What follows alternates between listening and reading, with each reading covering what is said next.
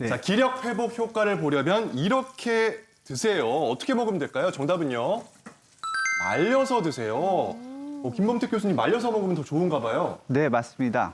보통 전복에는 단백질이 제가 아까 100g당 한 12에서 15g 정도 들어있다고 말씀드렸는데요. 이게 말리게 되면 56g까지 한 4배 이상 확 올라가게 됩니다. 4배나요? 그뿐 아니라 제가 아까 몸에 좋다고 말씀드린 저기 있죠? 아르기닌 성분도 2배 이상 올라가게 되고요.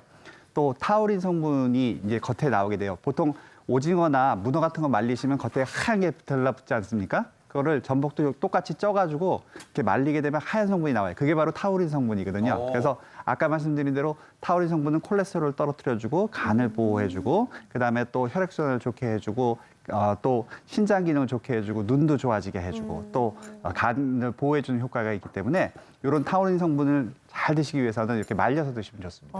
이렇게 건강에 좋은데 말린 전복 좀 생소하다 하시는 분들을 위해서요. 저희가 말린 전복 요리도 준비했으니까 잠시만 기다려주시고요. 네. 그럼 이어서 전복 더 건강하게 먹는 법 퀴즈로 보겠습니다. 소화 기능이 떨어졌다면 어떤 걸 활용하면 좋을까요? 뭘까요? 정답은 내장을 활용하라고요. 내장. 김민중 교수님, 내장이 무슨 내용이에요? 쓴데 이거 네. 괜찮나요? 우리가 보통 환자 회복식이나 또 아플 때 전복죽을 먹는데 사실 전복 살 자체는 성질이 짜고 짜기 때문에 소화기나 비장에는 그렇게 좋은 것은 아니라고 봅니다. 하지만 이 내장에 많이 함유되어 있는 아르기닌이나 타우린이나 이런 미네랄 성분들은요. 소화 흡수율도 높여주면서 그리고 이 전복의 다소 찬 성질을 완화시켜주고 중화시켜주는 그런 효능을 가지고 있기 때문에 요리하실 때 반드시 내장이랑 함께 하셔서 드시는 것이 좋습니다. 네. 또 좀 감기 걸린 다음이나 열이 있을 때 소화 흡수율이 떨어졌을 때는 전복을 날로 드시는 것보다 요리해서 드시는 것이 좋고요. 그리고 또 비장이 약하고 좀 비가 약하신 분들도 탕이나 찜 조림으로 죽으로 드시는 것이 더 좋습니다. 네, 계속해서 전복 똑똑하게 먹는 꿀팁 한 가지 더 확인해 보겠습니다.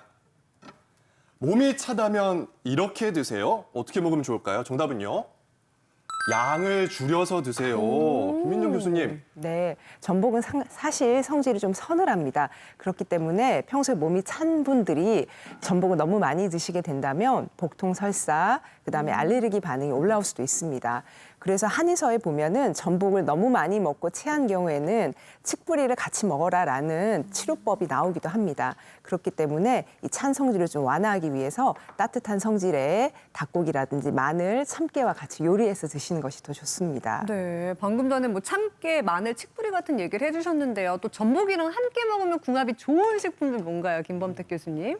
네, 전복은 그 자체로도 단백질이 풍부하게 돼 있지만 역시 단백질이 풍부한 다른 음식, 뭐 소고기라든가 우유랑 같이 잡수시면 좋고요. 네. 또 우리 김정 교수님 설명해 주신 대로 이렇게 내장과 같이 드시면 좋지만 또 이게 단백질이 풍부한 음식들이 소화가 안 돼가지고 굉장히 힘들어 하시거든요. 그런 분들 같은 경우에는 무화과라든가 키위, 파인애플, 또 요거트 같은 것들과 같이 잡수시면 굉장히 소화 흡수를 도와주실 수가 있고요. 거기다가 미역까지 같이 드시게 되면 콜레스테롤 떨어뜨리는 기능이 더 강화가 됩니다. 그렇군요. 네. 자, 우리 할머니에게 만들어드린다는 마음으로 요리를 하고 계신 이재훈 셰프께서 다음으로 보여주실 요리 어떤 건가요? 오늘 어떻게 보면 제 전공 요리가 나올 것 같은데 네. 제 전복을 이용한 리조또 한번 만들어 보도록 하겠습니다. 리조또 좋은데 네네네네. 좀 어려운 거 아니에요? 레스토랑 가야만 먹을 수 있는 것 같은데. 그렇죠. 보통 이제 리조또라고 하면 좀 약간 생소할 수도 있는데 네. 리조또가 사실 죽하고 그리고 밥의 한 중간 정도 사이거든요. 오. 그래서 좀 쉽게 만들어 볼 거니까 네. 기대해 주셔도 좋습니다. 좋습니다. 네. 쉽게 한번 만들어 볼까요? 네. 한번 만들어 볼까요? 네. 일단은 재료가 이렇게 있고 일단은 제일 먼저 제가 양파만 조금만 좀 썰어 보도록 할게요. 칼질부터가 좋네요. 그러니까 이렇게 네. 칼질 잘하는 남자 만나고 싶어요. 제 주변에 너무 많으니까. 이따 가실 때 얘기해 주세요. 네. 칼질에서도 매력이 넘치는 거예요. 네네. 이렇게 지금 준비가 됐고 네. 제가 지금 내장과 지금 살을 좀 분리해 뒀는데 일단 내장은 제가 오늘 소스로 쓸 겁니다. 네. 그래서 여기서 한번 팬을 한번 달궈서 팬을 달군 후에 네. 여기서 올리브유부터 살짝 한번 팬을 달구고 올리브유. 올리브유. 일반 뭐 기름 넣으셔도 좋고요. 내장을 사용하시면 좀 비리지 않을까요? 약간 그래서 비릴 수 있는데 제가 내장을 살짝 한번 볶을 거예요. 그래서 내장을 볶아가지고 볶으면 또 고소한 맛이 나거든요. 그래서 이걸 한번 살짝 한번 비린 맛이 좀 줄어들겠군요. 물론이죠. 이렇게 네. 해서 살짝 한번 볶아주고 네. 여기서 볶으면서 같이 이 내장까지 같이 한번 볶아주도록 하겠습니다. 이렇게 살짝 한번 볶아줄게요. 내장까지 다 드시고 싶은 분들은 요걸 주의 깊게 들으셔야 될 것 같아요. 전복죽도 저희 왜 내장을 살짝 넣잖아요. 맞아요, 맞아요. 그렇게 생각하시면 될 것 같아요. 아까 배워봤는데 암수가 골고루 들어갔어요. 맞습니다. 색깔로 판별했습니다. 네. 터트리지 않고 먼저 그냥 볶다가 하는 거예요? 요게 근데 색깔이 좀 나야 돼가지고 한번 살짝 좀 색깔이 나는 것도 좋아요. 네. 이렇게 터트려 주면서 네. 자연스럽게 볶아지면은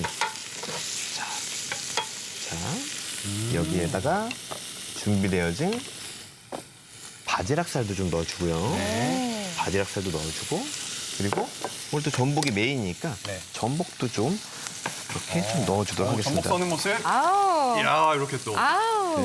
약간 결혼하셨죠, 두툼하게 써네요. 셰프님? 아쉽게도 네, 서보벨 씨 하셨대요. 죄송합니다. 이렇게 전복도 좀 넣어주시고요. 네네. 이거. 네, 야, 푸짐하네요. 네, 이렇게 좀 볶아주신 다음에 네. 이렇게 볶아주시면 여기서 원래 이탈리아 요리에서는 네, 야, 이거 쇼맨십이 중요하거든요. 그러니까요. 이탈리안 요리에서는 여기다 원래 화이트 와인을 넣어주시는데 네. 화이트 와인은 집에 보통 이제 많이들 없으시니까 오늘 저는 여기다 맛술을 한번 좀 살짝 한번 넣어보도록 하겠습니다. 맛술을 넣는 이유가 있어요? 맛술을 넣게 되면은 일단은 알코올이 날아가면서 좀 비린내들이 좀 많이 없어지고 그리고 굉장히 좀 감칠맛이 좀 많이 넣어집니다. 자, 맛이 요렇게 없을 땐 청주 같은 거 사용해도 되나요? 좋죠. 너무 좋아요. 만약에 화이트 와인이 있으시면은 좀 더 고급스러운 느낌? 이렇게 볶아지다 보면은 지금 내장도 이제 어느 정도 이렇게 다 분리가 되고 다 이렇게 터졌거든요. 여기다가 제가 준비했던 조개 삶은 물입니다. 조개 삶은 물, 육수. 조개 육수를 살짝 넣어주시고, 오, 시원하겠네요. 네, 그렇죠. 국물이 시원하고. 여기다가 네. 지금 일반적인 뭐 밥 한 공기 정도 네. 살짝만 넣어주시면 돼요. 이렇게 넣으시고, 근데 찬밥 넣어도 돼요? 찬밥, 뜨거운 밥 다 좋습니다. 꼬들밥도 좋고요. 남은 밥, 찬밥, 네. 꼬들밥 어차피 다 이제 됩니다. 여기서 요리가 되니까요. 그렇죠. 이렇게 이제 살짝 밥을 한번 쭉 풀어주세요. 네. 네, 이렇게 좀 풀어주시고, 전복 내장을 이렇게 으깨서 네. 색깔을 내니까 더 진해지네요. 맞아요. 음. 이렇게 한 번씩 또 눌러주면서 해주시고, 여기 앞에 후추 같은 거 네. 살짝 또 후추. 이렇게 또 간후추 넣는 것보다 이렇게 좀 후추를 돌려줘야지 조금 뭐 요리하는 느낌이 나니까 네네. 이렇게 넣어주시고 그리고 서양 요리에서는 제일 마지막에 이제 리조또나 이런 요리를 할 때 제일 마지막에 넣는 게 이제 파마산 치즈하고 버터를 좀 넣어주거든요. 그걸 한번 넣어주도록 하겠습니다. 이렇게. 저희 집에는 버터는 있는데 파마산 치즈 없거든요. 파마산- 슬라이스밖에 없는데 그런 거 맞아요. 있나요? 그 치즈 중에 뭐 아메리칸 치즈라고 해가지고 네. 약간 좀 노란 색깔 치즈 있잖아요. 네. 그런 맞아요. 치즈 넣으셔도 좋고 아니면 뭐 모짜렐라 치즈 같은 거 넣으셔도 좋습니다. 아니면 뭐 치즈 좀 싫어하신다는 분들은 치즈 안 넣고 생략하셔도 좋고요.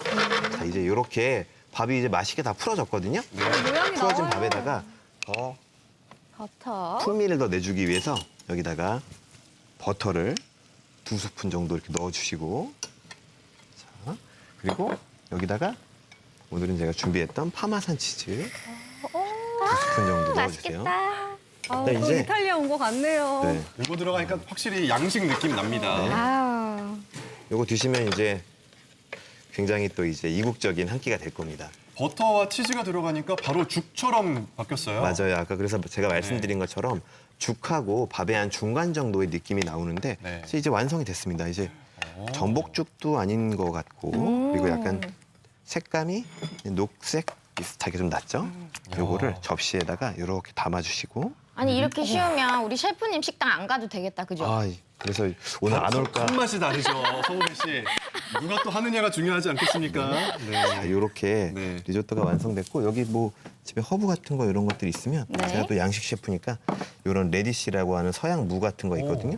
이런 것들 살짝 하나씩만 올려주고 보여주세요. 네, 요런 올려주고 어머나. 이렇게 올려놔주고 그리고 이런 또 허브 같은 거 이렇게 올려주시면 정말 근사한 이런 거 올라가면 또 고급지거든요. 그렇죠. 아, 그렇죠. 가격이 올라가요. 가격도 올라가고 좀 요리가 좀 더 있어 보이니까 이렇게 하면 이제 요리가 또 완성됐습니다. 아, 좋습니다. 예쁘다. 한번 먹어볼까요? 너무 서우배 먹고 씨 싶은데. 한번 드셔보세요. 제가 접시째로 먹을까요? 네. 스푼 하나만 주시면 제가 스푼은 제가 먹어볼게요. 뜨거우니까 조심하시고요. 알겠습니다. 네. 이거 또 전복을 이렇게 떠가지고 입천장 되지 않게 조심하시고요. 이거 아니, 대도 성훈 씨가 맛있는 오늘 맛이에요. 유독 행복해 보여요. 아, 그러니까요. 방송 이거 먹어야겠다. 냄새가 너무 좋다. 뜨겁죠? 제가 정말 좋아하는 치즈의 풍미가 가득 느껴져요. 진짜요. 네네. 이게 약간 전복의 식감도 살아있는 데다가 이게 내장을 넣어서 더 풍미가 오른다. 고소하다. 맞아요. 볶았기 때문에 또 비린내도 많이 없고요. 네, 전혀 없네요. 네. 네, 저는 아이들 전복 좀 먹이고 싶은데 맨날 죽만 끓여줬는데 이 방법 활용해도 참 좋을 것 같고요. 지금 10시 43분 지나고 있는데요. 티버스로 올라온 궁금증 확인해 보겠습니다. 네. 약바리 님이요. 와파린을 먹고 있는데 이게 전복 먹어도 괜찮을까요? 이렇게 질문을 주셨어요. 이거 김범택 교수님께 한번 여쭤볼게요. 네, 와파린은 이제 혈액을 묽게 하는 성분인데요. 이게 간으로 대사되기 때문에 간에 영향을 주는 것들이 영향을 줄 수 있다고 되어 있거든요. 그런데 사실 전복에 들어있는 성분이 아주 그렇게 와파린 대사에 영향을 줄 정도가 많이 아니기 때문에 뭐 전복을 매일같이 하루에 뭐 5개씩 드시는 분이 아니시라 그러면 그렇게 걱정하지 않으시고 안심하고 드셔도 괜찮겠습니다. 네. 네, 지금부터는 유명 요리 전문가 우리 이재훈 셰프님과 방영아 선생님께서 전복을 더 맛있게 먹는 방법에 대해서 알려드리도록 하겠습니다. 네. 자, 이왕 먹는 거 더 맛있게 먹어야겠죠. 그렇죠. 자, 전복 맛있게 먹는 법 첫 번째입니다. 일단 찔 때는 어떻게 쪄야 되지? 무 또는 다시마를 넣는다라고 하셨어요. 네. 황영화 선생님. 네, 보통 전복 드실 때 칼집 넣어서 부드럽게 하시잖아요. 그런데 다시마나 물을 이용하시면 훨씬 더 부드럽게 드실 수 있거든요. 보통 전복을 찔 때 찜기 아래다가 물을 넣고 끓이는데 거기에다가는 뭐 청주나 화이트 와인 이런 것들을 넣어주시면 좋고요. 찜기 위에다가 먼저 다시마를 깔아주시고요. 그 위에 전복을 얹어주세요. 그런 다음에 물을 좀 저며 썰어서 얹어주시면 쪄지는 동안에 이렇게 해서 그 무에 연육작용을 하거든요. 그래서 전복이 훨씬 부드러워지고요. 또 전복은 너무 오래 찌거나 삶으면 질겨지기 때문에 한 3분, 끓기 시작해서 3분에서 5분 정도 살짝만 쪄주시는 게 좋습니다. 네, 말씀대로 해보시면 풍미가 더 좋아질 것 같고요. 두 번째는요. 네. 회로 드실 때는 어떻게 하면 좋을까요? 얇게 저민다고요? 근데 사실 회감은 좀 씹히는 맛이 있어야 될 것 같아서 두툼하게 썰곤 했는데 이게 얇게 저미는 게 더 좋아요? 선생님? 네, 얇게 저미는 게 좋고요. 왜냐하면 한국에서 많이 지금 사용되는 전복은 참전복이라고 하는데 두껍게 썰면은 굉장히 좀 씹는 식감이 약간 아드득거리는 그런 식감을 갖고 있습니다. 그래서 얇게 저미거나 얇게 썰어주시는 게 좋습니다. 네. 근데 네. 셰프님 제가 알기로는 이게 인터넷이든 어디든 이제 전복을 구매하려고 보면 5미, 10미, 뭐 20미 크기가 다양하잖아요. 맞아요, 그러니까 맞아요. 크기별로 좀 괜찮은 좋은 요리들이 있을까요? 뭐 맛있게 먹는 게 가장 좋기는 하지만 그렇죠. 일단은 사이즈가 뭐 90g 이상 되는 전복 같은 경우는 뭐 횟감으로 드시는 게 좋고 50g에서 90g 정도 되시면은 뭐 횟감이라든지 아니면 보양식에 넣어주시면 좋고 아예 또 작은 것들이 있어요. 30g에서 50g 정도 되는 것들이 있는데 이런 것들은 뭐 찌개라든지 조림이라든지 뭐 무침 이런 걸로 반찬으로 하시면 좋을 것 같습니다. 네, 계속해서 전복을 더 맛있게 먹는 방법 알아보도록 하겠습니다. 눈 건강에도 좋고 약으로도 쓰인다고 하는 껍데기로 육수를 만들 때는 1시간 이상 끓여야 한다라고 하셨어요. 방영호 선생님. 네, 전복 껍질도 굉장히 약으로 이용을 하는데요. 전복 껍질을 이용하실 때 먼저 끓는 물에 식초를 조금 넣고 데쳐주세요. 그런 다음에 다시 찬물을 넣고 1시간 이상 끓여줘야지만 전복의 맛있는 맛과 영양이 우러나오거든요. 그래서 1시간 이상을 끓이신 다음에 뭐 국이라든가 찌개 이런 요리에 활용하시면 좋을 것 같습니다. 네, 다음은 저도 이거 정말 궁금하거든요. 보관에 관한 내용이에요. 내장 네. 보관할 때 어떻게 하면 좋을까요?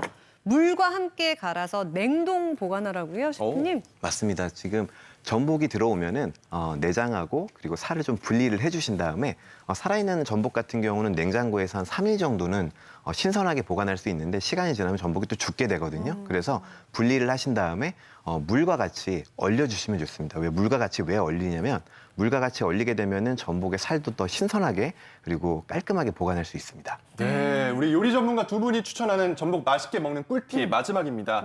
비린내 고민 많잖아요. 그렇죠. 이 비린내를 없애려면 양파, 우유, 쌀뜨물을 첨가한다라고요.